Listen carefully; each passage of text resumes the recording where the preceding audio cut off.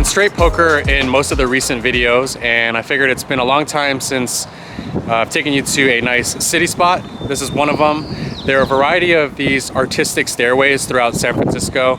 The one behind me is called Moraga Steps. It's one of the more well-visited, well-known ones. Definitely come check this place out. You get a really nice view of the city once you get to the top of the steps. And I'll drop a link in the description box below in case you want to visit this spot or some of the other artistic stairways throughout San Francisco. And with that, let's jump to the poker. First playable hand, low jack limps. I'm in the hijack with ace jack offsuit and raise it to 30, button, and low jack call. We go to a flop of ace 6-4 with a couple of hearts and a club. Good flop, and I c-bet 2/3, and both players fold. So unlike the previous day, I get off to a winning start. Next hand, I open jack 9 of diamonds from under the gun to 20. Hijack and button call. Small blind puts in a 3-bet to 120. We're around 1k deep, and based on some initial assumptions about this player, I think he's 3-betting top and heavy. I want to call and see if I can find good boards to snatch this one. The challenge is that I do have 2 players behind left to act that can 4-bet, but I don't expect it too often since I did open under the gun. I call, and both players fold. Heads up to a flop of ace jack 7 with a couple of spades. He c-bets 110, and I don't fully believe that he's got an ace just yet. I'm giving him a tight range of ace king, kings, and queens. With spades on board, there's also an opportunity for scare cards to come. I call looking to take this hand away on one of the next 2 streets. Turn comes a deuce of spades, so front door spades come through. Now I'm looking to put in a bet to apply pressure. Unfortunately though, he begins assembling a bet of 350, and before he puts it out, I just muck. Later on, the gentleman was nice enough to tell me that he had black queens, so he was c-betting range on the flop, and essentially turned his hand into a semi-bluff on the turn with the best hand. 3 limpers in this next one. I'm in the small blind with ace queen off and raise it to 40, and only get one of the late position players to call. We go to a flop of jack jack 10. This is likely to hit him a bit more, so I just slot this spot into bluff catching mode to start, and check. He checks back. Turn comes a deuce of clubs, good blank. I check and he fires 60. Proceeding with the plan, I call. My exact combo here is good too since I unblock hands such as 8-9 and spades. River comes off a 6 of clubs, another good blank. I check, he checks back, I table, and it's good as he shows ace 9 off. Next hand, player buys the button from the small blind position. I raise it to 20 from the under the gun position with pocket jacks, middle position, and button call. We go to a flop of ace king 8, all clubs. I c-bet 20, and middle position raises to 60. Other player drops out, and I've got the second nut flush draw, and this board should favor me, although it's not out of the question for him to have ace king since players will just flat this hand at times. I proceed with a call. Turn comes an 8 of hearts. I check.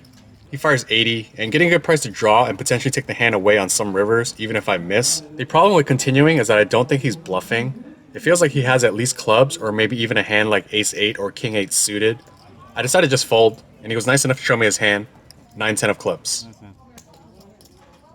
Next hand is an adventurous one. Low jack raises to 15. I'm on the button with ace 7 of spades and 3-bet it to 50. He continues, and we go to a flop of 4-4-3 with 2 diamonds. He checks. I fire a c-bet of 60 for value and protection. He calls. Turn comes an 8 of diamonds, completing front door diamonds. He checks, and I check back looking to take my showdown value. River comes a 4 of hearts, so any pair is a boat. And now he fires 2-10. Interesting is he's probably never betting a flush. I do beat a bunch of other random bluffs in his hand, so after some deliberation, I put in the hero call with ace high, and he mucks.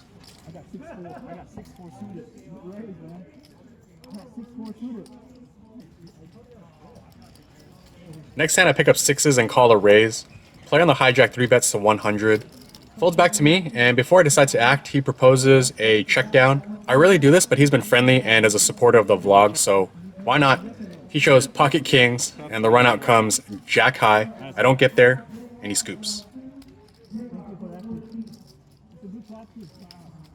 Next hand, I raise the 20 from under the gun with ace 3 of diamonds. Only the button calls. Heads up to a flop of ace jack 8 rainbow.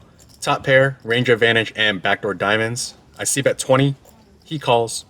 Turn comes a queen of diamonds, so I pick up the backdoor equity. I bet 40. He calls. River comes a 10 of clubs, putting up 2 one-liners. I check. He fires 80, and it's rarely going to be a bluff given the action and board texture. And I'm just going to have some better hands to be able to call, so I relinquish this one. I pick up Queen Jack of Hearts in this next one from middle position and raise it to 20, button and big blind call. We go to a flop of 10-5-4 rainbow, so not the best flop without any backdoor suits. Action checks through. Turn comes a 10 of hearts and action checks through once more. River comes a king of diamonds, checks to me, and I'm going to go for the bluff here since I can rep king X. I fire 40, and button is in the tank for a while and announces a donation to the vlog and tosses in the chips. Big blind folds and I sheepishly turn my hand over, which is no good as he shows ace-5 offsuit. Good call by him, of course, and it's a unique dynamic at the table as a majority of the players have made it known that they tuned into the vlog. With that info, I'm going to have to be a bit more leery and continuously make adjustments.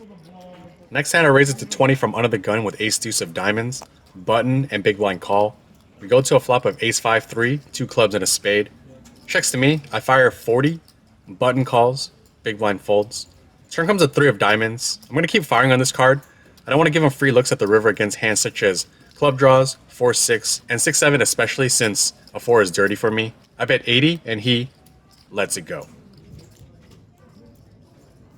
In this next one, low jack limps. I raise it to 25 from the button with king jack offsuit, and I get calls from the big blind and low jack. 3 ways to a flop of king queen 6, 2 spades and a heart. Checks to me, I fire 45, big blind folds, low jack calls. Turn comes a deuce of spades. This time low jack leads for 100. Not sure what he's leading here, but it feels like I'm ahead and not too many rivers that I'm afraid of. I put in the call. River comes a 7 of clubs. He checks and I choose against going for value and knuckle back. He tables 6 deuce of diamonds for the turn 2 pair. Tough one here as this is an example where vlog considerations can cause people to play wide against me and get there. This next one's pretty interesting. There's an open to 25 from middle position. Cut off 3 bets to 75. I'm on the button with pocket queens, and I choose to just flat this one. Middle position calls as well. Flop comes 10-6-5 rainbow. Not entirely sure of the suits, but it's not going to have any impact on this hand. The 3 better, a very good player, c-bets 105. I call, middle position folds. Turn comes a 9 of diamonds. He checks, and a bet for me here would be for a mix of value and denial. It'd be value against hands such as ace-10 and jacks, and denial against ace-king. Although he should only have 3 suited combos to c-bet the flop with backdoor suits. I choose to check back. River comes a 10 of clubs. He fires 275. Tough spot. He could have rivered ace-10. He can have some tricky hands such as 7-8 suited, and of course aces and kings. I don't think he's betting jacks for value since he doesn't have much of a target, and it doesn't make a whole lot of sense to turn jacks into a bluff either. And after some deliberation, I decide to just let this one go. If I got bluffed, credit to him. Show me a bluff. Huh? Show me a bluff. Come on, I wouldn't do it. I don't know the bluff. Always value. Come on, always value. Alright, last hand to run through. It's a straddle pot. I raise to 35 from the low jack with ace queen off, big blind, and straddle or call. We go to a flop of queen jack deuce with a couple of clubs and a heart. Checks to me. I c-bet 65. Big blind folds, straddle or calls. Turn comes the ace of diamonds. He checks. I continue the aggression for 140, and after he tanks for a little while, he jams for 489. I go into the tank for a while. Feels like king 10. Take your time, bro.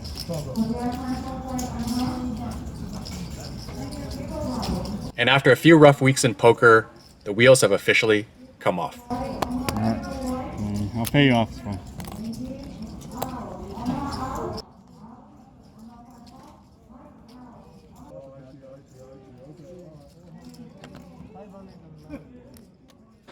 Alright, so that wraps it up for the hands from that session. Played 4 hours, 3:45 to 7:45.